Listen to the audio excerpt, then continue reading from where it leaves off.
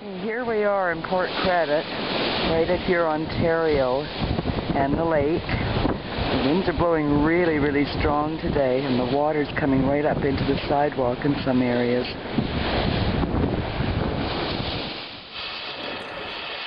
This view is looking west towards Hamilton and the main marina. I had to keep one eye out to make sure that a wave didn't come up and either get me wet or that I didn't trip and fall in.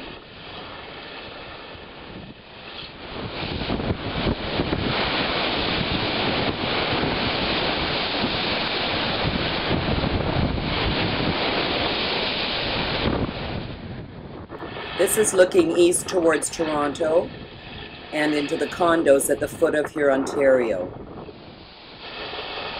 Today I was the only one foolish enough apparently to be out walking here, but in the summer there's so many people it can be hard to get a place to park. This is part of the waterfront trail and a lovely place to be in the summer when it's really, really hot outside.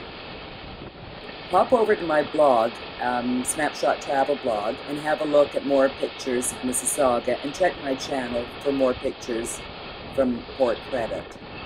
Thanks for stopping by.